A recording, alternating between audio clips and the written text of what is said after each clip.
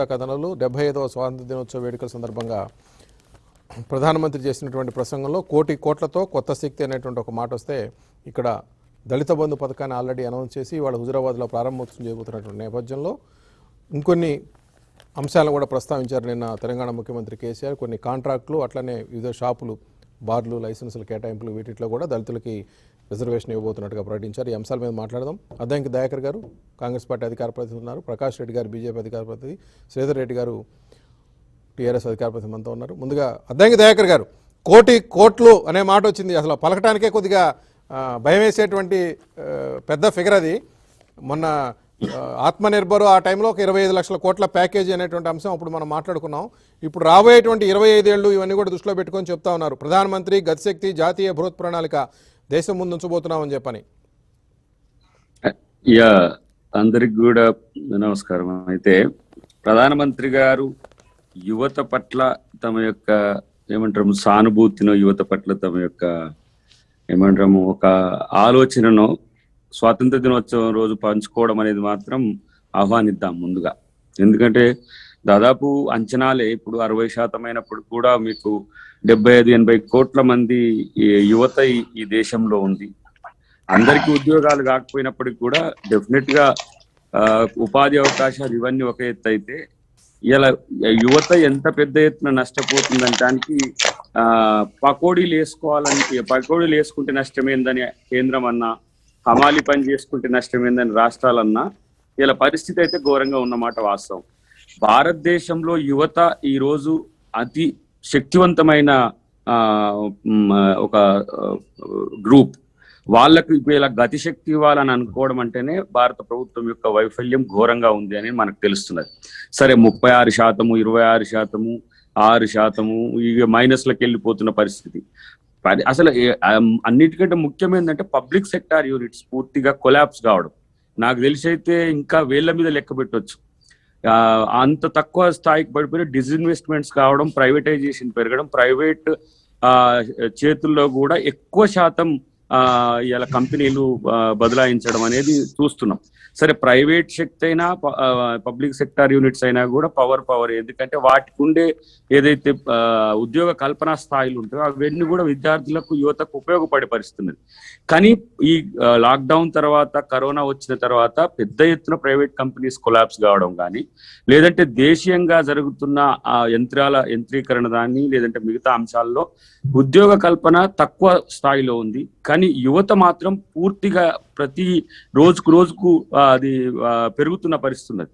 ఎంత ఈ దేశంలో 100కు 6 ఉద్యోగం ఇవ్వలేని స్థితిలో భారతదేశం యొక్క వ్యాపార వ్యవస్థ ఉంది, లేదంటే పారిశ్రామిక వ్యవస్థ ఉంది అని అంటే మాత్రం చాలా దిగ్భ్రాంతికరమైన పరిస్థితి ఈ దేశంలో కొనసాగుతున్న పరిస్థితి. దేశానికే ఆయుధమే యువత అనే పరిస్థితుల్లో, వాళ్ళ భవిష్యత్తే దేశ భవిష్యత్తు అనుకున్న పరిస్థితుల్లో ప్రధానమంత్రి గారు అడ్రస్ చేయడాన్ని అయితే డెఫినెట్ గా నేను యాక్సెప్ట్ చేస్తున్నాను. కానీ అటువైపుగా మీరు ఆలోచించింది ఏంటి?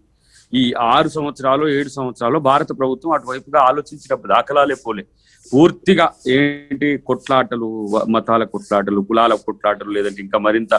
ఇప్పుడు నిన్న ఒక ట్వీట్ చూసిన మాజీ నావికాదళ అధిపతికి సంబంధించిన వాళ్ళేమో చైనానేమో యంత్రీకరణ లేకపోతే కొత్త ఆలోచనలతో ప్రయోగాలతో ప్రపంచంలో దూసుకుపోతుంటే ఇంకా మనం దేవుళ్ళ చుట్టూ, మన రాజకీయాలు మతాల చుట్టూ, కులాల చుట్టూ తిరుగుతున్నాయి అంటేనే మనం తిరోగమన స్థితిలో ఉన్నాం. దయాకర్ గారు ఏ ముద్ర వేయలేదంటారా ఈ 7 ఏళ్లలో?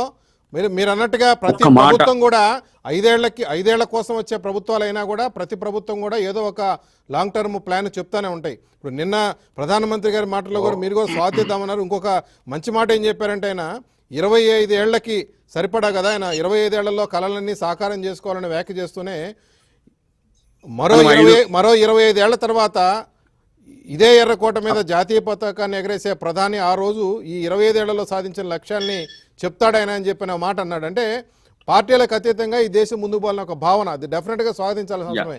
మీరు అన్నట్టుగా పంచవర్ష ప్రణాళికలు, నెహ్రూ గారి పంచవర్ష ప్రణాళికలు, ఆ ప్లాన్ తర్వాత గరీబీ హఠావో నినాదం ఇందిరాగాంధీ గారి హయాంలో అనుకోవచ్చు, లేదంటే ఆ తర్వాత మళ్ళీ 21వ శతాబ్దంలోకి దేశాన్ని తీసుకెళ్తానంటూ వచ్చిన రాజీవ్ గాంధీ అనుకోవచ్చు, ఆ తర్వాత ఇన్ఫ్రాస్ట్రక్చరు ఆ రంగంలో కొంత డెవలప్మెంట్ వాజ్పేయి గారి హయాంలో అనుకోవచ్చు. అట్లా చూసుకుంటా పోతే ఈ 7 ఏళ్లలో ఒక ముద్ర అనేది లేదనుకుంటున్నారా మీరు? తయారీ రంగం అనేది ఒకటి ప్రధానంగా చెప్తా ఉంది కదా.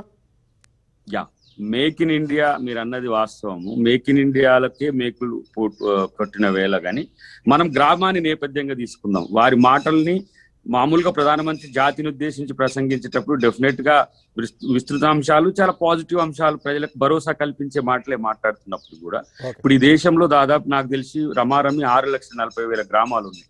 ప్రతి గ్రామంలో అది ఒక 1000 నుంచి 2,000 జనాభా ఉన్నది అని అంటే 2 నుంచి 300 మంది నిరుద్యోగులు ఈ రోజు ప్రత్యామ్నాయ ఉద్యోగిత కొరకు, అంటే అది వ్యవసాయమా, లేకపోతే 100 రోజుల పనా, లేకపోతే ఇంకా ఏది, పీజీలు పిహెచ్డీలు చేసి అమ్మాయిలు సైతం ఇలా కూలి పనికి పోతున్న పరిస్థితి. ఇది అభివృద్ధి వైపు యువతను మనం తీసుకుపోతున్నామని చెప్పుకోగలమా? సరే, దీనికి కేవలం బీజేపీనే కారణమని లేకపోతే టీఆర్ఎస్ఏ కారణమని చెప్పడానికి కూడా నేను ప్రయత్నం చేయను. కానీ స్కిల్ డెవలప్మెంట్ కు సంబంధించిన చర్చ గత 15 సంవత్సరాలుగా జరుగుతున్న పరిస్థితి ఉన్నది. ఏ విధంగా బ్యాంకులు నిర్లక్ష్యం చేస్తున్నాయి విద్యార్థిని యువతను, ఏ విధంగా కంపెనీస్ వాళ్ళ టాలెంట్ ను పక్కన పెట్టి బంధు ప్రీతి, ఆశిత పక్షపాతం ఉంటున్నది అనేది ఒక చర్చ అయితే, పెరుగుతున్న జనాభాకు అనుకూలంగా ఉద్యోగ కల్పనా స్థాయిలు తగ్గుతున్న మాట వాస్తవం. దీనికి కారణాలు ఏవైనప్పటికీ కూడా నేను గతంలో కూడా మనం మాట్లాడుకున్నాం. ఆచార్య కీన్స్ గారు చెప్పినట్టు ఈ దేశంలో పని లేకుండా మీరు గనక యువతను నిర్వీర్యం చేస్తే ఆ యువత వారి కుటుంబాలకు పనికి రాకుండా మరింత సమాజానికి భారమయ్యే అవకాశం వచ్చినప్పుడు ప్రభుత్వాలు ఏ విధంగా చర్యలు చేపట్టాలనే విషయంలో చాలా, అంటే ప్రజాస్వామ్య ప్రభుత్వాలు ఏ విధంగా చర్యలు చేపట్టాలని దగ్గర వారి చాలా మ్యాండేటరీగా కొన్ని అంశాలు చెప్పిండ్రు వారు. కానీ ఎవరు పట్టించుకుంటారు దాన్ని? ఇప్పుడు వ్యవసాయంలో నూతన పద్ధతులు రావాలని చెప్పిండ్రండి. వ్యవసాయంలో మనకు ప్రచ్ఛన్న నిరుద్యోగిత ఉన్నది ఇప్పటికే. కానీ వ్యవసాయాన్ని ఇండస్ట్రీస్ గా మారిస్తే వచ్చే ప్రయోజనాలు ఎట్లుంటాయో చదువుకున్న యువతను కనుక మీరు చేస్తే, పెద్ద ఎత్తున మీరు ఫార్మ్ కల్చర్ కనుక తీసుకురాగలిగితే, ఇప్పుడు ఫార్మ్ కల్చర్ అంటే ప్రభుత్వము ఏదో ప్రైవేట్ వ్యక్తులకు ఫార్మ్ కల్చర్ అదానికో అంబానికో ఇవ్వడం కాదు. ఈ సహకార వ్యవసాయాన్ని కనుక పెంచగలిగితే, అగ్రికల్చర్ బిఎస్సి చేసిన వాళ్ళు కానీ మిగతా, అంటే ఎక్కువ మనకు 60% of the Indian industries depending upon agriculture goods. So అక్కడ ఏంది సామర్థ్యాలు తక్కువ ఉన్నాయి. వాటిని మనం ఇవాళ కనుక పెంచుకోగలిగితే మీకు విస్తృతమైన, నేను ఈ రోజు ఇక్కడ నిజామాబాద్ లో ఉన్న అంకాపూర్ నేను క్షేత్ర పరిశీలన చేసిన కొన్ని ఇది మక్కలు కానీ మిగతా వాటిని, ఎంత పెద్ద ఎత్తున యువతకు ఉపాధి అవకాశాలు కల్పించే అవకాశం ఉందో నాకు కనబడ్డది ఇక్కడ. అంటే ఏంది, ఒక ప్రోగ్రెసివ్ థాట్స్ తో మీరు గనక ప్రభుత్వాలు గనక కొంత యువతను మనం ఇంప్లీట్ చేసుకోగలిగితే వ్యవసాయంలో, దాన్ని ఏదో వ్యవసాయం అనగానే ఎవరో తక్కువ స్థాయి వ్యక్తులు చేయడము, వ్యవసాయం అనగానే లాభదాయకత లేదు అని చెప్పే ప్రయత్నం చేస్తే, మనం ఈ నిజామాబాద్ జిల్లాలో పసుపు కానీ లేకపోతే మక్కలు కానీ మిగతా పంటలు పండించే రైతులను చూస్తే చాలా గర్వంగా ఫీల్ అవుతుంది. ప్రతి ఒక్కరు అమెరికాలోనో లేకపోతే లండన్లోనో ఎక్కడెక్కడో సెటిల్ అయి ఉన్న పరిస్థితి ఉన్నది. అంటే ఎంత అత్యాధునిక పద్ధతులు మనం వ్యవసాయం తీసుకురావాలనేది ఒకటైతే, కోట్లతో గతిశక్తి మీరంటే, ఇప్పుడు 70 కోట్ల మందికి కోట్లు ఎట్లుంటాయంటే ఆత్మనిర్భర్ భారత్ కాక ఏదో 21 లక్షల కోట్ల రూపాయలు కేటాయించినట్టే ఉంటది. కాబట్టి ఈ రోజు ప్రభుత్వం ప్రచారాలను పక్కన పెట్టి క్షేత్రస్థాయిలో ప్రభుత్వాలతో గనక మమేకమై గనక స్థానిక ప్రభుత్వాలను గనక ఇంప్లీట్ చేసుకోగలిగితే, గ్రామాన్ని యూనిట్ గా, ఇప్పుడు మీరు అన్నారు ప్రణాళిక సంఘం కానీ నీతి ఆయోగ్ కానీ ఏం స్టడీస్ వస్తున్నాయి. ప్రణాళిక సంఘం తీసేసిన తర్వాత నీతి ఆయోగ్ రాష్ట్రాలు కేంద్రం కొట్లాడుకోవడానికి ఉపయోగపడ్డాయి. డెవల్యూషన్ ఆఫ్ ఫండ్స్ కానీ, కేంద్రం బాధ్యత రాష్ట్రాల బాధ్యత కానీ, అవన్నీ కూడా ప్రమాదకరంలో పడుతుంది. ఆర్థిక గుత్తాధిపత్యం భారత ప్రభుత్వం చేతిలో ఉన్నప్పుడు రాష్ట్రాలు విలువలాడుతున్న పరిస్థితి. మీరు ఫార్బియం పెంచితే మీరన్నట్టుగా స్వాగతిద్దాం. మీరన్నట్టుగా అంటే 100 సంవత్సరాలు పూర్తి చేసుకున్నటువంటి సందర్భంలో ఒక లక్ష్యాన్ని మనం ఇప్పుడు నిర్దేశించుకున్న లక్ష్యాన్ని అప్పటికి పూర్తి చేద్దామనేటువంటి ఒక తలంపు అనేది రావడం అనేది డెఫినెట్గా స్వాధించాల్సిన విషయమే. కాలక్రమంలో ఏం జరుగుతుందో చూద్దాం. శ్రీధర్ రెడ్డి గారు, ప్రధానమంత్రి గతిశక్తి జాతీయ బృహత్ ప్రణాళిక, బహుశా నేను అనుకోవటం ఇది ఒక స్కీమ్ లాగా ఉండకపోవచ్చు. ప్రతి సంవత్సరం కూడా బడ్జెట్ ఉంది కదా మనకి, 25 లక్షల కోట్ల బడ్జెట్ అనుకుంటే, ఈ బడ్జెట్లో ఏమైనా అలాట్మెంట్ చేసుకుంటా వెళ్ళటం కానీ, ఎక్కువగా చెప్తున్నది ఏంటంటే ఉత్పాదకత, రవాణా రంగంలో విప్లవము, ఉపాధి, ఆర్థిక వ్యవస్థ వేగంగా రావటము, తయారీ ఒకటి, మేక్ ఇన్ ఇండియా ఒకటి, కొన్ని అంశాలు. ఒకటి ఏంటంటే, సరే మనం పాజిటివ్ గానే చూద్దాం కానీ 1 లక్ష కోట్లు పెడతామంటే, గతంలో కోట్లు కోట్లు అనుకోండి. గతంలో ప్రధానమంత్రి గారు మాట్లాడబోతున్నారు, ఇండిపెండెన్స్ డే స్పీచ్ అంటే కొంత ఉత్సాహం ఉండేది 4 సంవత్సరాల కాలంలో. నిన్న నాకు తెలిసి పెద్దగా ఈ రిపిటేషన్ ఆఫ్ ది స్లోగన్స్ అంతవరకే కనబడింది. ఇవన్నీ ఉత్పాదకత, ఈ రంగము ఆ రంగము, రవాణా, ఇవన్నీ మీకు కొత్త ఏం కాదు. నిన్న సోషల్ మీడియాలో యువకులు చాలా మంది ఒక విషయాన్ని చాలా వైరల్ చేసినారు, ప్రాపర్ గా విత్ ఎవిడెన్సెస్ తోటి. 73వ స్వాతంత్ర దినోత్సవం రోజున ప్రధానమంత్రి గారు చెప్పినారు, ఆధునికమైనటువంటి ఇన్ఫ్రాస్ట్రక్చర్ కోసం 100 లక్షల కోట్లు ఖర్చు పెడతాము. 74వ స్వాతంత్ర దినోత్సవం over 100 lakh crore national infrastructure pipe line fund, 7,000 projects identified, మళ్ళీ 100 లక్షల కోట్లు ఖర్చు పెడతామని చెప్పినారు.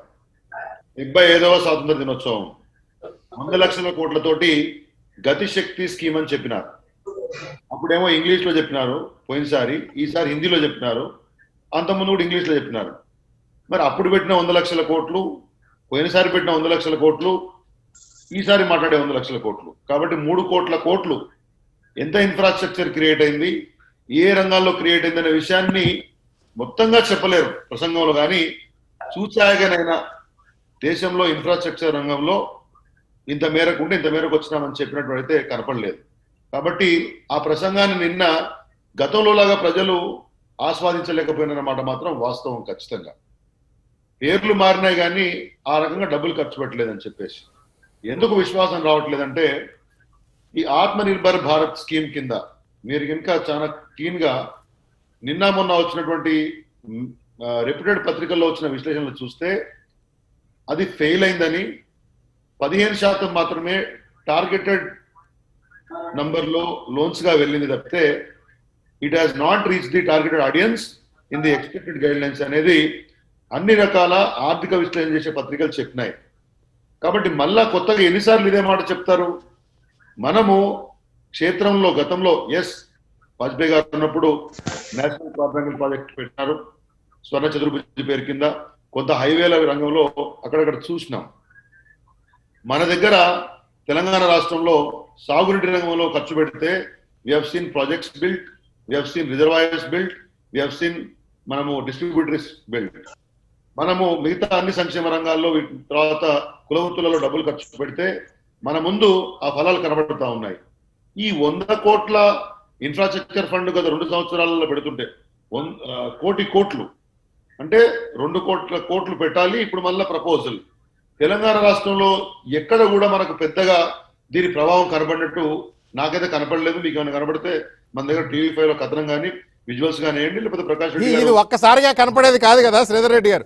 అందుకే ఆయన అన్నారు 25 ఏళ్ల తర్వాత అంటే అప్పటికి 100 సంవత్సరాల వేడుక చేసుకుంటుంటాం స్వాతంత్రం వచ్చి. అప్పుడు జెండా ఎగరేసేటువంటి ప్రధాని ప్రసంగంలో ఇవన్నీ చోటు చేసుకుంటాయని, పార్టీలకు అతీతం ఆయనే ఉంటారని అనలేదు విజయ్ గారు. నేను నెగటివ్ సెన్స్ లో మాట్లాడలే. ఓకే, 73వ స్వాతంత్ర దినోత్సవం రోజు మాట్లాడిన కోటి కోట్లు ఎక్కడ పోయినాయి? ఓకే. 74వ స్వాతంత్ర దినోత్సవం రోజు మాట్లాడిన కోటి కోట్లు ఎక్కడ పోయినాయి? అవి ఎన్ని రోజులు ఫలాలు చూపిస్తాయి? బారసాల రోజు కొడుకు 25వ బర్త్డే గురించి మాట్లాడినట్టు ఉంటే బాగుండదు కదా అంటున్నా.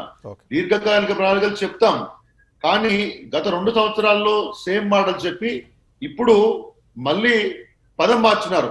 ఏంటది? గతిశక్తి స్కీమ్ అంటే సరే మనకి తెలుగు వస్తుంది కాబట్టి అర్థమవుతుంది, గతిశక్తి స్కీమ్. కానీ అంతకుముందు 2 కోట్ల కోట్లు ఎక్కడ పోయినాయి అంటే బేసికల్లీ ఈ అన్ని ప్రకటనలు బ్రహ్మాండమైనటువంటి ప్రజల్ని సమూహపరిచేటటువంటి ప్రకటనల కింద మిగిలిపోతున్నాయి తప్పితే క్షేత్ర స్థాయిలో క్షేత్ర పరిస్థితులలో ఫలాలు మీరు చెప్పినంత బ్రహ్మాండం కనబడతలేవు అనేది నేను చెప్తా ఉన్నాను. ఓకే శ్రీధర్ రెడ్డి గారు, ప్రకాష్ రెడ్డి గారు చెప్పినాను. ఓకే, మరి మాటల పటాటోపన్ తప్ప ఏం లేదంటున్నారు ఆయన. గత 2 స్పీచ్ల్లో కూడా వచ్చిందని. బట్ దయాకర్ గారు అయితే ఒక పాజిటివ్ దృక్పథంలో తీసుకుందామన్నారు. ఎందుకంటే ఇది ఒక ప్రధానమంత్రి ఒక ప్రభుత్వమో చేసేది కాదు ఇది. సార్ విజయ్ గారు చెప్పండి. చూసే కళ్ళను బట్టి ఆలోచనలు ఉంటాయి సార్. మనము 25 సంవత్సరాల కోసం కోటి కోట్లు అని చెప్పినప్పుడు 1 సంవత్సరంలో కోటి కోట్లు పెడతారండి ఎవరన్నా? ఏంటంటే నేను స్వాగతిస్తూనే ముందు నేను రియాక్ట్ కావాలనుకుంటున్నాను, భాష మీద కానీ లేకపోతే పద్ధతి మీద కానీ వ్యవహారం మీద కానీ. మనం ఏం మాట్లాడుతున్నాం మనకు అర్థం కావాలి. కోటి కోట్ల సంవత్సరాలు పెట్టామని చెప్పారా ప్రధానమంత్రి గారు? 73 సంవత్సరాల యొక్క స్వతంత్ర దినోత్సవం రోజు 74 సంవత్సరాల స్వతంత్ర దినోత్సవం కోటి కోట్లు పెడతామన్నారా? లేకపోతే ఈ రోజున మీరు 2 లక్షల కోట్ల రూపాయల దళితులకి ఈ సంవత్సరం ఇస్తామని చెప్పారా? అంటే మీరు ఒక మాట చెప్తున్నప్పుడు 10 లక్షల 15 లక్షల దళిత కుటుంబాలకు మేము 10 లక్షలు ఇస్తాం అంటే 1,00,000 కోట్లు ఈ సంవత్సరం ఇచ్చేస్తారా మీరు? 1 సంవత్సరం 2021-22 ఇస్తారా? మీకొక్కటి పద్ధతి మాట్లాడుతున్నప్పుడు మీరు ఒక పద్ధతి, ఇంకొకరికి ఇంకో పద్ధతి అంటే అది అసంబద్ధమైనటువంటిది, లేకపోతే అది మనం అనాలోచితమైనటువంటి ఆర్గ్యుమెంట్. దీంట్లో నేను పసలేదనేటువంటిది నా అభిప్రాయం అండి. నెంబర్ 1. నెంబర్ 2, ఆత్మనిర్భర్ భారత్ గురించి నేను మాట్లాడుతున్నాను. ఆత్మనిర్భర్ భారత్ ఒక చాలా స్పష్టంగా 1 సంవత్సరం కోసము లేదా కరోనా సందర్భంగా ప్రకటించిన ప్రోగ్రామ్ అది. దాంట్లో ఎంత స్పష్టత ఉందంటే అండి, రిలీఫ్, రివైవ్, రిఫార్మ్ ఈ పదాలు ఉపయోగిస్తాడు. మీరు ఆత్మనిర్భర్ భారత్ అందుకోసం నిన్న దేశంలో అత్యున్నత న్యాయస్థానం యొక్క చీఫ్ జస్టిస్ ఒక మాట మాట్లాడినాడు. చట్టాలు చేసేటప్పుడు కానీ, జీవోలు చేసేటప్పుడు కానీ, ప్రజాప్రతినిధులు కానీ, ప్రధాన రాజకీయ వ్యవస్థలో పనిచేస్తున్న నాయకులు కానీ పూర్తి చదివితే, అవగాహన ఉంటే, అవగాహనతో చదివితే మనకు అనేక విషయాలు అర్థమవుతాయి. ఈ పార్టీ, ఆ పార్టీ, రాష్ట్ర పార్టీ, కేంద్ర పార్టీ పక్కన పెడదాం. ఆత్మనిర్భర్ భారత్ ప్రకటించేటప్పుడు రిలీఫ్, రివైవ్, రిఫార్మ్ అని చెప్పినప్పుడు ముందు రిలీఫ్, కరోనా వచ్చింది కాబట్టి రిలీఫ్ చేయమన్నారు. ఎంత రిలీఫ్ అయ్యలేదు అంత రిలీఫ్. అది రోగులను బతికించడం, కరోనా రాకుండా ఆపడం, కరోనా సమస్య నుంచి ప్రజలను గట్టెక్కించడం రిలీఫ్ ప్రోగ్రామ్ అవుతుంది. ఆ టైంలో వాళ్ళకు అన్నము, ఆకలి అన్ని సమస్యలు కూడా ఉంటాయి. రివైవల్ అంటే ఏవైతే ఆ టైంలో ఇబ్బంది పడ్డాయో వాటిని మళ్ళీ పునరుద్ధరణ చేయడం, మళ్ళీ పని ప్రారంభించడం కోసం అంటే రివైవల్ ప్రోగ్రామ్. ఇదే సందర్భంగా రిఫార్మ్ కూడా చేయాలనుకున్నారు. ఈ 3 R's పథకం అనేటువంటిది ఆత్మనిర్భర్ భారత్ లో చాలా ముఖ్యమైనటువంటి అంశము. ఇది మనం అర్థం కాకపోతే మనం ఏం చేయలేము. నెంబర్ 1, ఇది తెలంగాణ భారత ప్రజలకు అర్థమైంది కాబట్టి మళ్ళీ మాకు సహకరిస్తున్నారు ప్రజలు, ఆ విధంగా ఆలోచన చేస్తున్నారు. నెంబర్ 1. నెంబర్ 2, ఇంతకు ముందు దయాకర్ గారు ఒక మాట చెప్పారు. ఆత్మనిర్భర్ భారత్ ప్రకటించేటప్పుడు దాని యొక్క spirit of the Atmanirbhar Bharat ఏంటంటే 4-5 ప్రధానమైనటువంటి అంశాల మీద దాన్ని ఫోకస్ చేశారు. అందుట్లో ప్రధానమైన అంశం టెక్నాలజికల్ డెవలప్మెంట్ అనేది, సాంకేతిక పరిజ్ఞానం యొక్క అభివృద్ధి అనే దానికి మనం వ్యతిరేకంగా ఉండకూడదు. నేను ఈ సందర్భంగా ఒక మాట చెప్తున్నా. Even Bharatiya Janata Party Rajiv Gandhi ISRO technology develop చేసినప్పుడు కానీ, పివి నరసింహారావు టెక్నాలజికల్ ట్రాన్స్ఫర్ విషయంలో కానీ ఎక్కడ కూడా భారతీయ జనతా పార్టీ నెగిటివ్ గా మాట్లాడలేదు. ఆ డాక్యుమెంట్స్ నా దగ్గర ఉన్నాయి, కావాలంటే చూసుకోవచ్చు. BJP economic resolutions we are not against technology అని బీజేపీ చాలా స్పష్టంగా చెప్పింది. ఆ కాలం నుంచి ఈ కాలం దాకా టెక్నాలజీ డెవలప్మెంట్ కు బీజేపీ వ్యతిరేకం కాదు. BJP for technological development like China or any other development country. అభివృద్ధి చెందిన దేశాల యొక్క సాంకేతిక పరిజ్ఞానమే కాకుండా భారతదేశంలో సాంకేతిక పరిజ్ఞానాన్ని అభివృద్ధి చేయడం కోసం కావాల్సిన విధంగా 10,000 కోట్ల రూపాయలు ఈ 1 సంవత్సరము council for scientific and industrial research CSIR ద్వారా అనేకమైనటువంటి కంపెనీలకు సబ్సిడీ ఇస్తుంది. Technology development, technical know how development, patent చట్టం ద్వారా ఉన్నటువంటి లొసుగుల నుంచి మనం కొత్త సాంకేతిక పరిజ్ఞానాన్ని మన దేశం కోసం మన ఉత్పత్తి చేయడం అనేటువంటిది ఇది మోడీ గారు చెప్పినటువంటి 2వ ప్రధానమైన అంశం. అదేవిధంగా ఇంకొక విషయం చెప్తాను, మా దయాకర్ గారు చెప్పారు కూడా చెప్తున్నాను. Optimum utilisation of the resources, that to be human resources. ఈ పదం ఆత్మనిర్భర్ భారత్ చెప్పేటప్పుడు ఓకే సార్, ఈ గతిశక్తి జాతీయ బృహత్ ప్రణాళిక మీరు అన్నట్టుగా కోట్లు మన బడ్జెట్ ఎంత, బడ్జెట్ లో మిగతా ఖర్చులు ఎంత ఉంటుంది, కానీ ఒక ఆలోచన లేదా దానికి ఏమైనా రోడ్ మ్యాప్ పడిందా లేదనేది మాత్రం సమాధానం చెప్పాల్సిన పరిస్థితి. ప్రకాష్ రెడ్డి గారు, నేను అక్కడికి వస్తున్నాను. అందుకోసమనే రివైవ్ అంటే మానవ వనరుల వినియోగం ద్వారా భారతదేశంలో వ్యవసాయ, పారిశ్రామిక, సేవా రంగాలలో మరింత వేగవంతంగా చేయడం అనేటువంటిది ఇది ఆత్మనిర్భర్ భారత్ లో మొదటి ప్యాకేజ్. అందుకోసమనే మొదటి రోజు ప్రకటనలో 7 లక్షల కోట్ల రూపాయలు MSMEలకు, దాంట్లో మళ్ళీ రిలీఫ్ ఉంది, రివైవ్ ఉంది, రిఫార్మ్ కూడా ఉంది. రిఫార్మ్ కూడా అందుకోసమే రిఫార్మ్ దీని మన అర్థం అయితే ప్రతి అంశంలో ఈ 3 ఉన్నాయి. వ్యవసాయ రంగంలో కావచ్చు, పారిశ్రామిక రంగంలో కావచ్చు, సేవా రంగంలో కావచ్చు, పెట్టుబడులు కావచ్చు, అన్నిట్లో ఈ 3 R's అనేటువంటి ప్రోగ్రామ్ ఆత్మనిర్భర్ భారత్ యొక్క మూలాలు. ఇవి మనం అర్థం చేసుకున్నప్పుడు దాంట్లో 7 లక్షల కోట్ల రూపాయలు MSMEలకు ఇస్తున్నామంటేనే యువతకు ఉపాధి కల్పించగలిగేటువంటి రంగం ఏదైతుందో ఆ రంగంలో ఆ పని జరగాలనే ఉద్దేశంతో ఆత్మనిర్భర్ భారత్ ప్రకటించారు. అదే కోణంలో మేము చాలా స్పష్టంగా చెప్పాం. దయాకర్ గారు ఇంతకుముందు చెప్పారు, పబ్లిక్ సెక్టర్ ఇండస్ట్రీస్ అనే దానికి అనేక సంవత్సరాలు చర్చ జరుగుతుంది. కానీ ప్రభుత్వం పరంగా మౌలిక రంగ యొక్క అభివృద్ధి చెందడం ద్వారా ఇక్కడే వస్తున్నాడు. ఇక్కడే 1 కోటి రూపాయలు అనే అంశం ఇక్కడే ప్రారంభమవుతుంది. విజయ్ గారు, మౌలిక రంగంలో అది టెక్నాలజీ డెవలప్మెంట్ అంటే కనెక్టివిటీ అనేటువంటిది పారిశ్రామిక రంగానికి కానీ, సేవా రంగానికి కానీ మూలమవుతుంది. అది టెలికనెక్టివిటీ కావచ్చు, రోడ్ కనెక్టివిటీ కావచ్చు, ఎయిర్ కనెక్టివిటీ కావచ్చు, ట్రైన్ కనెక్టివిటీ కావచ్చు. ఈ కనెక్టివిటీని పెంచాలి, ONC కనెక్టివిటీ కావచ్చు. కనెక్టివిటీని పెంచడం ద్వారా ఉత్పత్తి రంగం మరింత సామర్థ్యంగా పనిచేయాలి. అదే విధంగా సేవా రంగంలో కూడా మరింత మెరుగైన సేవలు అంటారు. అందుకోసం మనం మోడీ గారు ఈ ఆత్మనిర్భర్ భారత్ ప్రకటించినప్పుడు ఒక మాట చాలా స్పష్టంగా చెప్పాడు. మేక్ ఇన్ ఇండియా అంటే వోకల్ ఫర్ లోకల్ అని చెప్తూనే లోకల్ ఫర్ గ్లోబల్ అని చెప్పాడు. అంటే మనం ప్రపంచానికి ఎగుమతి చేయగలగాలి, సేవా రంగంలో కానీ, ఉత్పత్తి రంగంలో కానీ, వ్యవసాయం కానీ, పరిశ్రమలు కానీ. అందుకోసమే వోకల్ ఫర్ లోకల్ అనగానే ఏదో ఇక స్వదేశీ ఇక్కడ నుంచి ఇక్కడనే కొనాలి గంజి తాగాలని కాదు. ఓకే, ప్రకాష్ రెడ్డి గారు స్వాగతిస్తున్నారులేండి. గతిశక్తి జాతీయ బృహత్ ప్రణాళిక చెప్తున్నా దీన్ని మనం చాలా అంశాలను అర్థం చేసుకోగలిగితే. ఓకే శ్రీధర్ రెడ్డి గారు, మనం తెలంగాణకు వచ్చేద్దాం. ఇంకా ఇప్పుడు 25 ఏళ్లకి ప్లాన్ అది. ఇప్పుడు మనం ఒక 10 నిమిషాల్లో దాని గురించి ఏం తేల్చలేములేండి శ్రీధర్ రెడ్డి గారు. 10 నిమిషాల్లో ఒక పాయింట్ ప్రకాష్ రెడ్డి గారు చెప్పినంత అనాలోచన ఎవరు మాట్లాడారు? ఆయనకే ఫ్రస్ట్రేషన్ వస్తా ఉంది. మాకు అంతో ఇంత నాలెడ్జ్ ఉంది, మేము కార్పొరేట్లలో పనిచేసినాం, గాలికి వచ్చి మాట్లాడలేము. నేను కార్పొరేట్ నడిపించాను.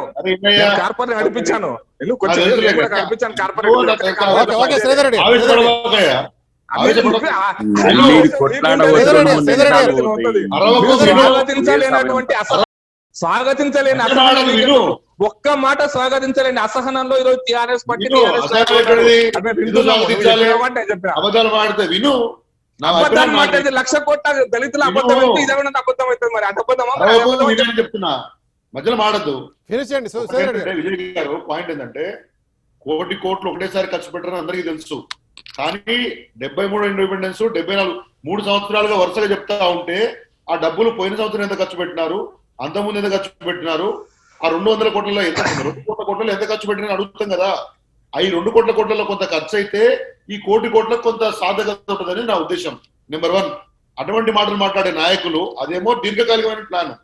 ఇవాళ హుజురాబాద్ లో మీరు చెప్పిన తెలంగాణకు వస్తే మరి హుజురాబాద్ లో గాని రాజేందర్ గాని ఇక్కడ సంజయ్ గారు గాని మిగతా వాళ్ళు గాని ఒకటేసారి దళిత బంధు అందరికీ ఇచ్చేయాలి, లేకపోతే మిగతా వాళ్ళకి ఇవ్వాలి ఎందుకు మాటలు మాడుతున్నారు?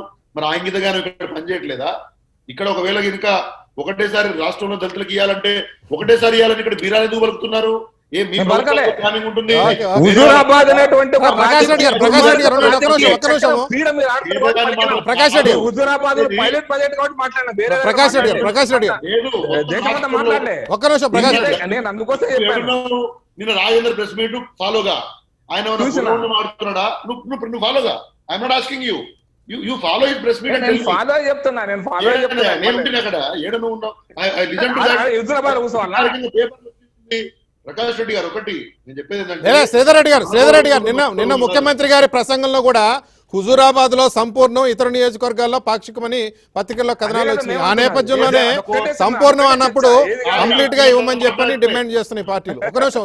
ఒక నిమిషం ప్రకాష్ రెడ్డి గారు, let him react. Sridhar Reddy గారు సార్, హలో, ఒక్క నిమిషం ఉండండి. మీరు అట్లయితే నేను దయాకర్ గారితో మాట్లాడి మీ దగ్గరికి వస్తాను. దయాకర్ గారు, నిన్న స్పీచ్లో ప్రధానంగా సరే దళిత బంధు కొత్త స్కీమ్ ఆల్రెడీ అనౌన్స్ చేసిన స్కీమే, బట్ నిన్న ఇంకా చాలా అంశాలు ప్రస్తావించారు. దళితులకు సంబంధించి కొన్ని కోటా కూడా ఇస్తాం, ప్రభుత్వ కాంట్రాక్టులు, వ్యాపారాలు, లైసెన్సుల్లో కూడా అని చెప్పని సీఎం గారు. ఇప్పుడు భారతదేశం ఎట్లనో రాష్ట్రం కూడా అట్లనే, అంటే 2 ప్రభుత్వాలు వేరైనప్పుడు కూడా ప్రజలు వాళ్ళే. తెలంగాణలో మోడీ గారు చేయాలంటే ఇంకా తెలంగాణను ఎక్స్క్లూడ్ చేసేది చేయలేరు కదా. వారి పథకాలైనా రాష్ట్ర పథకాలైనా సేమ్ ఉంటాయి. ఇప్పుడు ఇదే దళిత బంధు పథకం కింద కూడా వాళ్ళు కొన్ని మొడాలిటీస్ తీసుకున్నారు, విపక్షాల నుంచి కానీ లేకపోతే వాళ్ళ ఎమ్మెల్యేల నుంచి కానీ. నేనేమంటున్నంటే ఇప్పుడు ఈ దళిత బంధు పథకంతో స్కిల్ డెవలప్మెంట్ కి ఇంటర్లింక్ చేసి దాన్ని వ్యవసాయానికి అనుసంధానం చేస్తారా, లేదు నడుస్తున్న పరిశ్రమలకు సంబంధించిన అంశంలో వాళ్ళకి ఏమైనా కుటీర పరిశ్రమ లాంటివి చేస్తారా అనే దగ్గర ఇంకా వాళ్ళ విధి విధానాలు రాలి. 10 లక్షలు పంచే ప్రోగ్రామ్ అయితే ఒకటి ఇవాళ మొదలవుతున్నది. దీన్ని కూడా వ్యతిరేకించలేం కదా. స్వాతంత్ర దినోత్సవం రోజు అటు మోడీ గారైనా ఇటు కేసీఆర్ గారైనా ప్రజలకు సంతోషకరమైన వార్తలే చెప్తారు కాబట్టి చర్చ సంతోషకరంగానే ఉంటది. కానీ వాస్తవ పరిస్థితులను కూడా దాన్ని గమనంలోకి తీసుకుంటూ వచ్చే సమస్యలు అధికంగా ఉంటాయి. అవి డ్యూరింగ్ ద ఇయర్ మొత్తం కూడా వాటి మీద చర్చ ఉండదు. అది సమస్య వస్తుంది. ఇప్పుడు దళిత బంధు పథకం అన్నది ఇప్పుడు ప్రకాష్ రెడ్డి గారు, శ్రీధర్ రెడ్డి గారు కొట్లాట్లో వీరు వారినడం వారు వీరినడం కూడా సముచితంగానే ఉంది కదా. మీరు ఇన్ని రోజులు ఎటుపోయింది? గత 73 సంవత్సరాల క్రితం మోడీ గారు చేసిన 73వ స్వాతంత్ర దినోత్సవం నాడు మోడీ గారు చేసిన ప్రసంగం యొక్క ఫలాలు ఏమున్నాయని శ్రీధర్ రెడ్డి గారు అడిగినా, మీరు ఇప్పుడు పెట్టబోయే వాటి వల్ల వచ్చే ప్రయోజనాలు ఏంటి అని ప్రకాష్ రెడ్డి గారు అడిగినప్పటికి కూడా వాస్తవంగా డిక్లైన్ అవుతున్న మాట వాస్తవం. కానీ ప్రతిసారి కనీసం 1, 2, 3% అయినా పెరుగుతాయి. కానీ అనూహ్యంగా భారతదేశంలో తగ్గిన ఉద్యోగ కల్పన కానీ లేదంటే వృద్ధి రేటు కానీ, అంటే వృద్ధి రేట్ అంటే సామాన్య ప్రజలకు మన మల్లయ్యలకు అర్థం కాదు విజయ్ గారు. వృద్ధి రేటు అని అనగానే అదేందో పెద్ద ఆర్థిక శాస్త్రవేత్తలు మాట్లాడే భాష అదని అనుకుంటే తప్పు. అంటే మనం ప్రతిసారి సంపాదనలో పెరుగుదలను చూపిస్తాము, ఇది తగ్గుదల మైనస్లకు పోతున్నది. అంటే 6-7%, 8%, 10% క్రాస్ అయిన భారతదేశం యొక్క వృద్ధి రేటు అంటే అభివృద్ధి రేటు 10 మైనస్ లోకి వెళ్ళిపోవడం వల్ల సామాన్యులు అంటే నీళ్ళు ఎండిపోతే, చెరువు ఎండిపోతే, చేపలు ఎట్ట చచ్చిపోతాయో ఆర్థిక స్థితిగతులు మారుతుంటూ వృద్ధి రేటు తగ్గుదలకు పోతే పేదల బతుకులు నాశనం అంటే ఒక రకంగా కాదు. దయాకర్ గారు మీరు మాల మహానాడు అధ్యక్షుడిగా కూడా ఉన్నారు, పార్టీలకు అతీతంగా ఉద్యమంలో పనిచేస్తున్నారు, దళిత ఉద్యమంలో విడిగా మీరు కూడా కొన్ని యాక్టివిటీస్ చేస్తున్నారు. ఇప్పుడు ఈ స్కీమ్ తోటి అప్లిఫ్ట్మెంట్ అనేది జరుగుతుందని నమ్ముతున్నారా మీరు? ఒక 10 లక్షలు ఒక కుటుంబానికి అనుకుంటే ఆ 10 లక్షలతోటి వాళ్ళు ఏదైనా వ్యాపారం ఏదో చేసుకున్న తర్వాత ఇక ఆ కుటుంబం దారిద్ర్య రేఖ నుంచి ఎగురావడం అనుకోండి, ఇంకా సామాజికంగా, ఆర్థికంగా కాదు సామాజికంగా కూడా ఎకనామిక్ అప్లిఫ్ట్మెంట్ తో పాటు ఇప్పుడు నేను మొన్న మంచిర్యాల, చెన్నూరు ఇటు పక్క తిరిగినప్పుడు అడిగిన 10 లక్షలు వస్తే ఏం చేసుకుంటారు మీరు?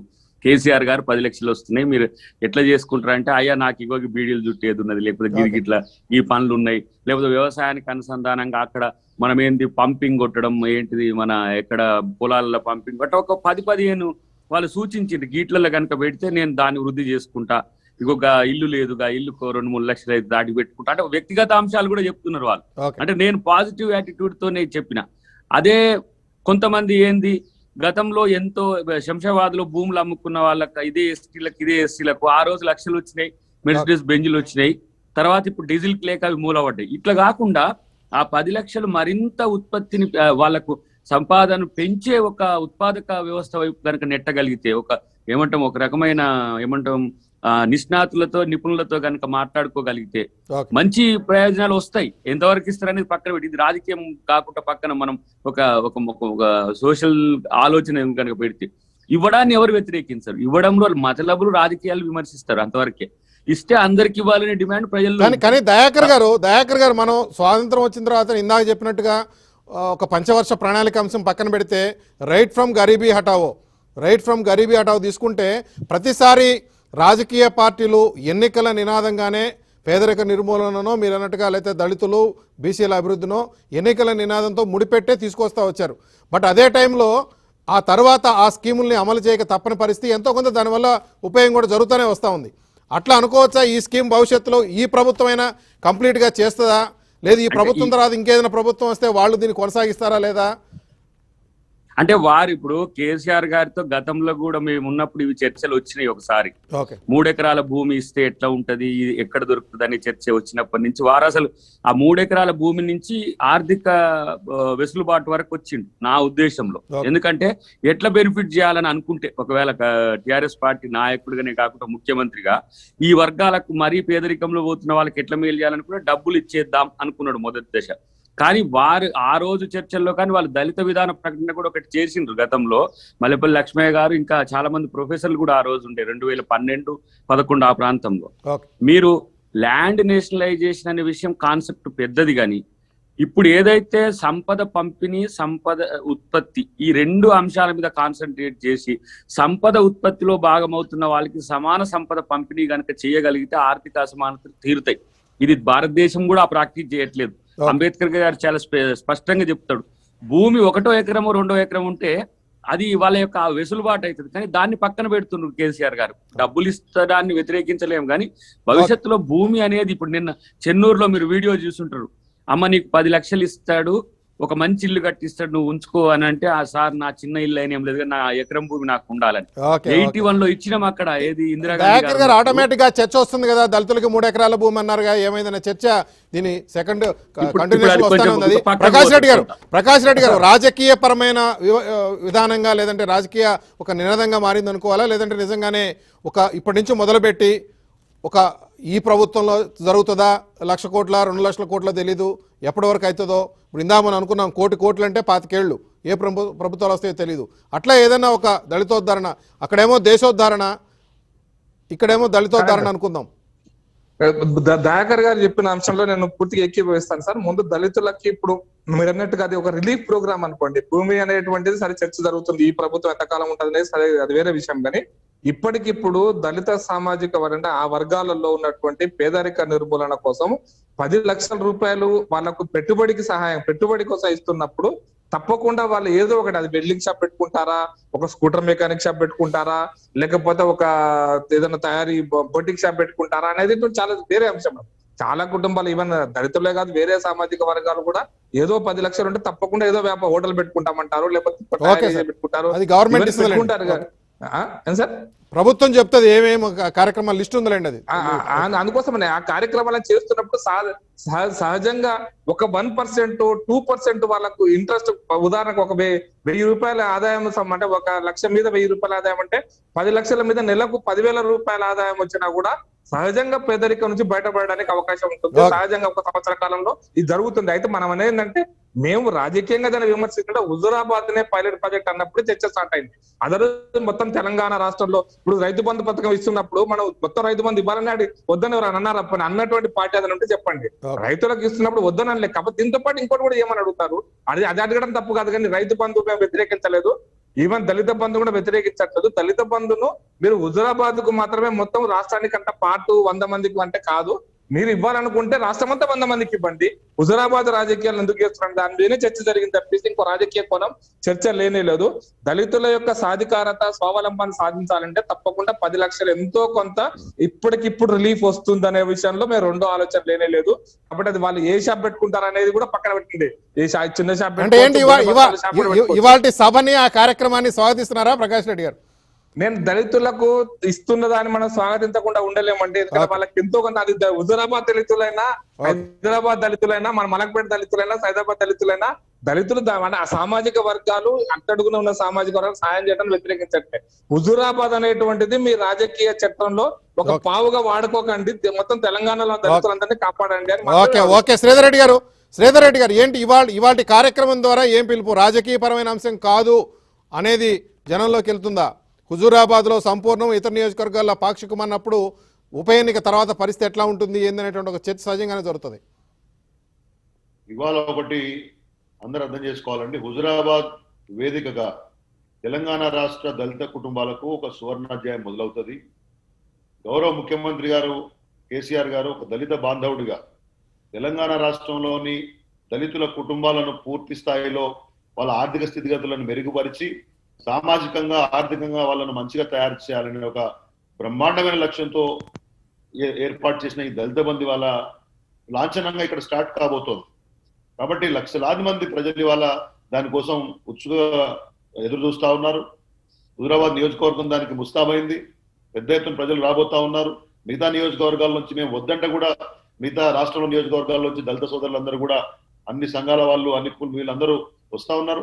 అయితే ఒకటి, ఇది రాజకీయం కోసం కాదు, ఎన్నికల కోసం కాదు, ఇది ఒక దీర్ఘదృష్టితోటి దళితుల జీవితాల్లో మనం సమూలమైనటువంటి మార్పు తీసుకురావాలి. ఇంతకుముందు దయాకర్ గారు చెప్పినట్లు ఒకసారి ఈ స్కీమ్ ఇంప్లిమెంట్ అయ్యి హ్యాండ్ హోల్డింగ్ చేసి ప్రాపర్ గా వాళ్ళని మనం డెవలప్ చేస్తే ఇంకా మళ్ళొకసారి ఎవరి కోసం ఎదురు చూపులు చూడకూడదు. ఉద్యోగాలు అర్థించే వాళ్ళ కాకుండా ఇచ్చే వాళ్ళుగా తయారు కావాలన్న సదుద్దేశంతో లక్ష్యంతో ప్రోగ్రామ్ స్టార్ట్ అవుతా ఉంది. ఖచ్చితంగా ఇవాళ హుజూరాబాద్ నియోజకవర్గం పైలట్ ప్రాజెక్ట్ కాబట్టి 100% ఇక్కడ దళితులకు ఈ యొక్క నిధులు అందుతాయి. 10 లక్షల రూపాయల కుటుంబాలు. ఇప్పటికే నేను క్షేత్రంలో ఉన్నాను, నేను అనేక గ్రామాలు జమ్మికుంట రూరల్ మండలంలో తిరిగినాము. ఇప్పటికే వాళ్ళ కుటుంబం మొత్తం కూర్చొని, భార్య, భర్త, పిల్లలు, తల్లి, తండ్రి, మన వాళ్ళ ఇంట్లో ఉన్నటువంటి పెద్దలు కలిసి కూర్చొని. శ్రీధర్ రెడ్డి గారు ఇదే సమయంలో కడియం శ్రీహరి గారు, మాజీ ఉప ముఖ్యమంత్రి, సింహం మీద స్వారీ చేస్తున్నాం, ఏమాత్రం తేడా వచ్చినా కూడా తీవ్రంగా నష్టపోతుంది, దానికి సిద్ధపడే చేస్తున్నామంటే మా చిత్తశుద్ధిని చూడండి అనే మాట పాజిటివ్ గానే మాట్లాడినా కూడా చాలా ఒక సునిశ్చితమైన హెచ్చరిక చేశారు ఆయన, ఒక సీనియర్ నాయకుడు. కాదనట్లేదు, నేనేమంటున్నానంటే ఇది ఒక గొప్ప సాహసోపేతమైన నిర్ణయం. ఏ ముఖ్యమంత్రి కూడా తీసుకోలేరు, ఎందుకంటే దీనికి ఖర్చు మనందరికీ తెలుసు. కానీ ఇంతకుముందు మీరు మాట్లాడినట్టు ఇది పైలట్ ప్రాజెక్ట్ కాబట్టి మొత్తం ఇక్కడ ఖర్చు పెడతాం. మిగతా నియోజకవర్గాల్లో ఫేస్ వైజ్ గా మొత్తం రాష్ట్రం మొత్తం కూడా అన్ని కుటుంబాలకు ఇది అందుతుంది. భవిష్యత్తులో బడ్జెట్స్ లో దీన్ని ప్రాపర్ గా పెట్టుకొని, అందుకే హరీష్ రావు గారు మనం చెప్పారు, నెక్స్ట్ బడ్జెట్ లో అవసరమైతే 40,000 కోట్లు పెట్టుకుంటాం, 1,00,000 కోట్లైనా దీన్ని కంప్లీట్ చేస్తాను, ఒక మిషన్ మోడ్ లో, ఒక ఆపరేషన్ లాగా దీన్ని చేస్తానని చెప్పి ముఖ్యమంత్రి గారు చెప్పారు. కాబట్టి ఎవరికి కూడా సందేహం ఉండనక్కర్లేదు. ఇప్పుడు శ్రీహరి గారు మాట్లాడిందంటే చాలా పాజిటివ్ గా ఎందుకు మాట్లాడింది తెలుసా మీకు? నేను ఇవాళ క్షేత్రంలో ఉన్నాను. ఎంత అధ్వాన్నంగా ఇవాళ ప్రతిపక్ష పార్టీ నాయకులు, రాజేందర్ గారి నేతృత్వంలో ఒకటి బీజేపీ నాయకులు, మిగతా వాళ్ళు దళిత వాళ్ళలోకి పోయి మీకు ఈ స్కీమ్ రాదు, ముఖ్యమంత్రి గారు లాంచ్ చేసిన వాళ్ళు దాంట్లో ఇచ్చిన వాళ్ళకే పోతుంది, తర్వాత ఎలక్షన్ కాగానే మర్చిపోతారు. ఈ రకంగా విష ప్రచారం చేస్తున్నారు. ప్రకాష్ రెడ్డి గారేమో మేము స్వాగతిస్తున్నామని చెప్తున్నారు. ఇక్కడ ఉన్నటువంటి భారతీయ జనతా పార్టీ నాయకులు క్షేత్రస్థాయిలో దీన్ని వ్యతిరేకిస్తూ కుట్రలు చేస్తా ఉన్నారు. కొంతమందిని రెచ్చగొట్టిపోయి ఆందోళన చేయమని చెప్తా ఉన్నారు. తర్వాత దళితులకు బాగు జరుగుతా ఉంటే మిగతా కులాలను రెచ్చగొట్టి వాళ్ళతోటి ప్రకటనలు చేయించడము, వాళ్ళతో ఆందోళనలు చేయించడం. నేను క్షేత్రస్థాయిలో ఉండి చెప్తున్నాను. ఏదో ఊరికే నిన్న మొన్న కలిసి 18 గ్రామాలు తిరిగినాను. శ్రీధర్ రెడ్డి గారు ఎన్నికల్లో ఇప్పుడు వచ్చే అవకాశం కనపట్లేదు. ఈ నెల 30వ తారీఖు తర్వాత ఎప్పుడో రాజకీయ పార్టీలు లేఖలు రాయటం ఇవన్నీ బహుశా నవంబర్ దాకా వచ్చే పరిస్థితి లేదు. ఈ లోపే కంప్లీట్ అయిపోద్దా హుజూరాబాద్ లో మొత్తం కేటాయింపులన్నీ పంపిణీ? ఇది ఎలక్షన్లతో సంబంధం లేదు. ఎలక్షన్ ఇవాళ వచ్చినా రేపు వచ్చినా ఇప్పటికే ప్రాసెస్ కొనసాగుతోంది. సర్వేలు పూర్తయినాయి. లబ్ధిదారులను పూర్తి స్థాయిలో ఎంపిక చేయాలి. ఇంకా మంజూరు కాలేదు. ఇప్పటికే 47 చేసినారు. ఇది ఒక నిమిషం సార్. గ్రామ సర్పంచ్, ఎంపీటీసీ, జడ్పీటీసీ, కలెక్టర్ నేతృత్వంలోని కమిటీ అన్ని దళిత వాళ్ళకు పోయి అక్కడ వాళ్ళతో సమావేశం అయ్యి ఎంపిక చేసి ఆ లిస్టు బాధాప్తా గ్రామంలో అంటబెట్టి అక్కడ వాళ్ళకు చెప్పి ప్రదర్శించి ఆ తర్వాత మీకు ఇది పెద్ద ఎక్సర్సైజ్ అండి. ఒక బిజినెస్ ఆపర్చునిటీ ఎంచుకున్నప్పుడు ఆ ఎవరైతే లబ్ధిదారులు ఆయనకు అనుభవం ఉండే అవకాశం లేదు. దాన్ని ట్రైనింగ్ చేసి పద్ధతిగా లాంచ్ చేస్తాము. ఎవరో ఇవాళ ప్రతిపక్షాల్లో కొంతమంది గుండెలు బాదుకున్నట్టు ఈ స్కీమ్ ఫెయిల్ కావాలని ప్రయత్నం చేస్తే కాదు. మీరు ఆందోళన చేయించినా, రోడ్ల మీదకి వచ్చి తప్పుడు ప్రచారం చేసినా, దళితులకు సాయం చేస్తాం అనగానే బయటకు వచ్చి గొడవలు చేసినా మీ లక్ష్యం నెరవేరదు. ఖచ్చితంగా దీన్ని ఎంత బ్రహ్మాండంగా ఒక వ్యాపారం పెట్టుకోవాలంటే మీరైనా నేనైనా ఎంత పద్ధతి. ఇప్పుడు ఒక్కటే సార్, ఒక 1 minute టైం ఇవ్వండి దయచేసి. చాలా ఇంపార్టెంట్ టాపిక్. ఒక డైరీ ఫామ్ పెట్టుకోవాలనుకోండి, ముందు దానికి కావాల్సినటువంటి ఏర్పాట్లు చేసుకోవాలి. ఎవరైతే లబ్ధిదారుడు ఆయనకు డైరీలు అనుభవం లేదు, ఈ కులాలలో చాలా మంది వాళ్ళకి వ్యాపార అనుభవం తక్కువ ఉంది, ట్రైన్ చేయాలి. నా మేలు రకమైనటువంటి. ఓకే శ్రీధర్ రెడ్డి గారు, గతంలో కూడా ఎస్సీ కార్పొరేషన్ తోటి కొన్ని పెద్ద పెద్ద స్కీములు కూడా కొన్ని జరిగిన మాట కూడా ఉన్నాయి, కొన్ని మోడల్స్ కూడా ఉన్నాయి కొన్ని గతంలో. బట్ ఇప్పుడు సెలెక్టెడ్ వారికే ఇప్పుడు అందరికీ కూడా జరుగుతుంది. Welcome back. అదే దయాకర్ గారితో మాట్లాడదాం. దయాకర్ గారు, హుజూరాబాద్ కాంగ్రెస్ అభ్యర్థిగా కొండా సురేఖ ఇవాళ పత్రికలో ప్రధానంగా కనపడతా ఉంది. స్కీమ్ పరంగానేమో దళిత బంధు స్కీమ్ మీదేమో చర్చ జరుగుతుంది. అభ్యర్థుల పరంగా చూస్తేనేమో అందరూ బీసీ అభ్యర్థులు. కొండా సురేఖ కన్ఫర్మ్ అయితే తెలియదు. మీరు ఏదో ప్లానింగ్ తను పద్మశాలి కాబట్టి ఆమె చెన్నై సామాజిక వర్గం కాబట్టి ఆమె, మున్నూరు కాపు కొండామురళి మున్నూరు కాపు కాబట్టి ఆ కాన్సెప్టు, మహిళ కావటం వల్ల ఆ కాన్సెప్టు, ఏదో 3 రకాల స్కీములతోటి క్యాండిడేట్ వస్తున్నారు అంటున్నారు. నిజమేనా? ఇప్పుడు ప్రతిపాదనలలో ఉన్నది డెఫినెట్ గా ఆల్టర్నేటివ్స్ ఉన్నాయి కాబట్టి ఒక 2-3 సురేఖ గారి పేరు కూడా పరిశీలనలో ఉన్నది. అది దామోదర నరసింహ గారు దాని ఎలక్షన్ మేనేజ్మెంట్ కమిటీ చైర్మన్ గా వారు దాన్ని సార్ట్అవుట్ చేస్తున్నారు. అన్నిటికంటే ముఖ్యంగా ఎలక్షన్ దగ్గర పడుతున్న కొద్దీ వాటికి సంబంధించిన అంశంలో కొంత క్లారిటీ పెరుగుతుంది. మేబీ ఈ 2-3 రోజుల్లో కూడా. ఇప్పుడు ఎందుకంటే దయాకర్ గారు చాలా తక్కువగా చూస్తున్నటువంటి ఒక పరిస్థితి కనపడతా ఉంది ఓవరాల్ గా చూసుకున్నప్పుడు, కాంగ్రెస్ ని పెద్దగా పోటీలో లేని పార్టీగా. బట్ క్యాండిడేచర్ పరంగా ఒక ఫోర్స్ తోటి కనుక వస్తే డెఫినెట్ గా ఒక చర్చ జరిగే అవకాశం ఉంది కాంగ్రెస్ పరంగా. అంటే ఇప్పుడు పరిస్థితి ఎట్లా ఉన్నది విజయ్ గారు అంటే, వీళ్ళు ఇప్పుడు ఎలక్షన్ ఇప్పుడు వస్తుంది అన్నట్టుగా సీన్ క్రియేట్ చేసి పథకాలను పెట్టడం, ఇదంతా మోహరింపు అంతా జరుగుతున్నది అటు టిఆర్ఎస్ అయినా బీజేపీ అయినా. అందుకనే మీకు సీన్ బీజేపీ వర్సెస్ టిఆర్ఎస్ గా కనపడుతుంది. కానీ ఇప్పుడు అక్కడ మాకు పెరుగుతున్న దాన్ని వాళ్ళు గమనంలోకి తీసుకోరు, మీకు కూడా ఆ దృష్టికి రాదు. వాస్తవానికి రేవంత్ రెడ్డి గారు వచ్చిన తర్వాత అసలు కౌశిక్ రెడ్డి గారు తీసుకోవడమే చాలా పెద్ద స్ట్రాటజీతో టిఆర్ఎస్ పార్టీ చేసింది. దానికి తోడు వాళ్ళు అనుకుంటున్నది ఏంది, మేము ఇస్తున్న గొర్రెలో లేకపోతే ఇంకా ఏదైనా పథకాలు ముదిరాజులకనో లేకపోతే ఇంకా మిగతా కొన్ని ఓసీలకు, ఇప్పుడు ఏంది అగ్రవర్ణాల్లో పేదలకు కూడా ఏదో జీవో తెచ్చింది ఈ మధ్యన. తర్వాత ఇప్పుడు దళిత బంధు, ఇవన్నిటితో మాకు పాజిటివ్ పెరుగుతుందనేమో టిఆర్ఎస్ పార్టీ అనుకుంటుంది. బీజేపీకి ఆ రోజున్న పర్సెంటైల్ ఆఫ్ పోలింగ్ అనేది తగ్గుతున్నది అనేది మనకు తెలుస్తున్న వాస్తవం.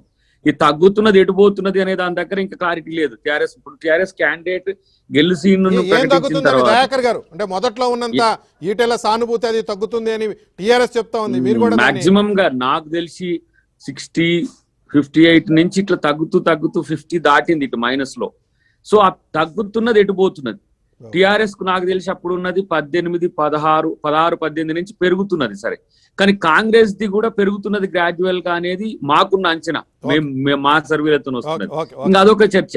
కానీ ఇవాళ నేనేమంటున్నా, పథకం అమలుతో అక్కడ ఏది హుజూరాబాద్ లో ఈ రోజు ఏది ఇప్పుడు 16వ తారీఖు నాడు ఇది మాకు టార్గెట్. ఇంతకు ముందు మీరు అన్నారు కదా 15వ తారీఖులోగా హుజూరాబాద్ లో మీరు చెల్లించాలని కృష్ణమాదిక్ నేను ఒక డెడ్ లైన్ పెట్టిన ఆ రోజు అన్ని సంఘాలతో కలిసి ఓకే పెడితే నేను 16 నుంచి ఇస్తా అంటే ఇచ్చేయి నాయన, ఎందుకు వచ్చిన పంచాయతీ నువ్వు ఇస్తా అంటే ఎవడో వద్దంటున్నట్టు ఎందుకని, ఇది ఏదో ఒత్తిడి ప్రోగ్రామ్. ఓకే ఇవాళ వాసాల మరిలో ప్రైవేట్ ప్రాజెక్ట్ అని ఆ 76 కుటుంబాలకి ఇచ్చింది. మరి ఈడ కూడా 20,000 కుటుంబాలకి ఇవ్వమని అడుగుతారు డెఫినెట్ గా. ఇప్పుడు నేను ఇలా ప్రశాంత్ రెడ్డి గారి నియోజకవర్గం పోయినా, బాల్కొండ, జక్రాన్పల్లి, నిజామాబాద్ రూరల్ కు పోయినాం. పోతే అక్కడ ఏంది సార్, హుజూరాబాద్ కేనా మీరు ఇచ్చేది, మాకు కూడా ఇవ్వాలి కదా, అవసరం ఉంటది కదా. దయాకర్ గారు అందుకే కదా కడే శ్రీహరి గారు సింహం మీద స్వారీ అనే పదాన్ని కూడా వాడింది. సమయం తక్కువ. ప్రకాష్ రెడ్డి గారు, కాంగ్రెస్ పార్టీ ఒక బలమైన అభ్యర్థితోటి రాబోతా ఉంది.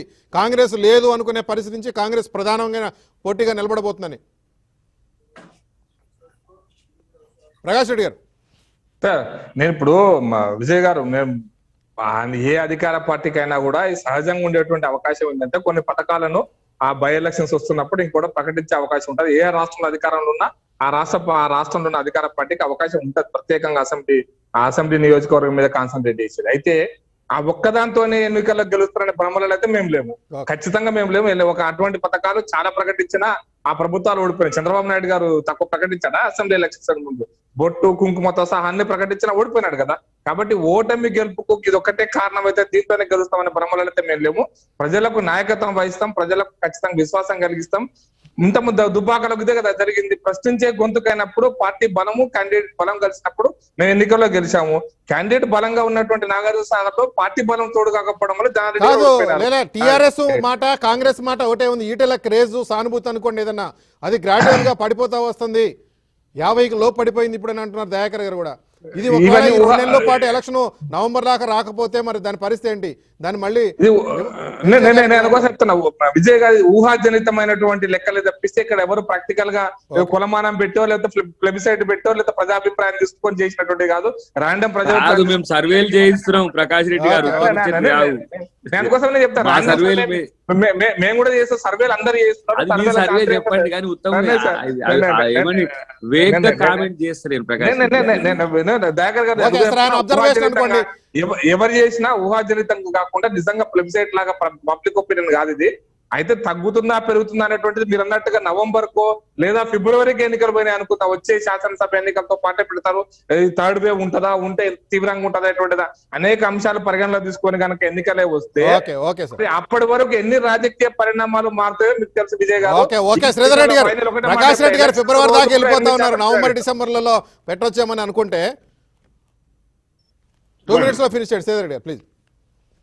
అంటే ఒకటండి, బేసికల్లీ ఇప్పుడు ఇది మళ్ళీ చెప్తున్నాం కాబట్టి ఎన్నికల కోసం కాదు, యాదృచ్ఛికంగా ఎన్నికలు అక్కడ వచ్చినాయి. రైతు బంధు అక్కడనే స్టార్ట్ చేసిండ్రు, అదే సెంటిమెంట్ దళిత బంధు స్టార్ట్ చేస్తా ఉన్నారు. దానికి ఎన్నికలకు ముడి పెట్టాల్సిన అవసరం లేదు. ఎన్నికల్లో లబ్ధి కోసమే చేస్తున్నారని చెప్పేసి వాళ్ళు విష ప్రచారం చేస్తా ఉన్నారు. కాబట్టి వాళ్ళ ప్రశ్నించే గొంతుకలు కాదండి, దళితుల భూములను దోచుకున్న గొంతుకలు అవి. కాబట్టి వాళ్ళకి నమ్మట్లేదు. నేను ఇక్కడ చూస్తా ఉన్నాను వెరీ క్లియర్లీ. ఇవాళ నేను అదే చెప్తున్నా, ఇంతకుముందు ఇక్కడ ఏ అంశం ప్రాతిపదికన రాజేంద్ర గారు కానీ భారతీయ జనతా పార్టీ కానీ ఓట్లు అడుగుతారనే విషయంలో ప్రశ్నలు అడిగితే ప్రజలు వాళ్ళ దగ్గర సమాధానం లేదు. అందుకని ఏం చేస్తా ఉన్నారు, కుట్రలు చేస్తా ఉన్నారు, ఫేక్ న్యూస్ రెచ్చగొడతా ఉన్నారు. కాబట్టి ఇవన్నీ ఏది చేసినా మీరు హుజరాబాద్ నియోజకవర్గంలో ఇవాళ జరగబోయే అభివృద్ధి కేసీఆర్ గారి నాయకత్వంలోనే జరుగుతుందనే ఉద్దేశం ఉంది. ఒక బడుగుల ఉద్యమ నాయకుడిని, ఒక విద్యార్థి నాయకుడిని, ఎటువంటి మచ్చలేని ఒక అభ్యర్థిని అక్కడ మనం శ్రీనివాస్ యాదవ్ గారిని టిఆర్ఎస్ పార్టీ నిలబెట్టింది. శ్రీధర్ రెడ్డి గారు, యుద్ధ బేరి మోగకుండానే మీరు అందరూ కూడా యుద్ధ క్షేత్రంలో అన్ని రకాల ఆయుధాలతోటి సిద్ధమై ఉన్నారు అక్కడ. ఇప్పుడు కూడా దయాకర్ గారేమో ఇప్పుడే ఆయన అన్ని సానబట్టుకొని రావడానికి ఆయన రెడీగా ఉన్నారు. ఒక్క విషయం నేనేమంటున్నా అంటే, ఇవాళ దళిత బంధు స్టార్ట్ కాబోతోంది, దళిత జీవులలో ఒక వెలుగు రాబోతోంది. బీజేపీ నాయకులు, మిగతా నాయకులు కొంతమంది దయచేసి వాళ్ళ అంటే దయచేసి కూడా చెప్పట్లేదు నేను, మీరు దళితులకు వ్యతిరేకంగా, వాళ్ళ అభ్యున్నతకు వ్యతిరేకంగా కుట్రలు చేసినంత మాత్రాన ఏమి గమనించాలి. ఇక రాజేంద్ర గారి నేతృత్వంలో బీజేపీ నాయకులు చేసినటువంటి కుట్రలకు అంతు లేదు దళితులకు వ్యతిరేకంగా. ఇది అన్ని ఆరోపణలు అండి. మళ్ళీ కూర్చునేది 5 నిమిషాల కోసం కూర్చుంటే రాజకీయ ప్రకటనలు ఎందుకండి? మీరు కుట్రలు కుతంత్రాలు ఎవరో చేస్తారు, తెలంగాణ ప్రజలందరికీ తెలుసు. కేసీఆర్ కుట్ర చేస్తుండే మేమనాలా? హుజూరాబాద్ కోసం కేసీఆర్ కుట్ర చేస్తున్నా? మీరు మళ్ళీ అట్లే మాట్లాడతారు. మళ్ళీ మీకు అవకాశం దొరికితే కుట్ర కుతంత్రాలు ఇదేదే కుట్ర, మీకు అవకాశం దొరికితే విషయాలు చెప్పమంటే కుట్ర చేసే మాటలు మాట్లాడతారు. ఎందుకు స్థాయి దిగజారుకుంటారు మిమ్మల్ని మీరు? ఓకే ఓకే విషయం చెప్పండి. స్థాయి ప్రకాష్ రెడ్డి గారు, రాజకీయ ప్రకాష్ రెడ్డి గారు, ఇక కుట్రలు కుతంత్రాలని ఒకళ్ళు అంటారు, ఎత్తులు పై ఎత్తులని అంటారు. రాజకీయాల్లో చెప్పండి కాదు సార్, రాజకీయాల్లో ఎత్తులు పై ఎత్తులు అని అంటూ ఉంటాము. దాన్నే ప్రత్యర్థి పార్టీ ఏమో దాన్ని కుట్రలుగా చూస్తుంది, ఈ పార్టీలు ఏమో ఎత్తులు పై ఎత్తులు అంటారు, వ్యూహాలు అంటారు. విజయ్ గారు ఓకే, చూద్దాం ఇవాళ కార్యక్రమం నుంచి అక్కడి నుంచి మరింత స్పష్టత, మరింత విధానపరమైన నిర్ణయాలు ఇంకేమైనా వస్తాయేమో చూద్దాం. రెడ్డి గారు, దయాకర్ గారు, ప్రకాష్ రెడ్డి గారు చర్చలో పాల్గొన్నందుకు. ఇది రోజు న్యూస్ కేంద్ర మళ్ళీ కలుద్దాం.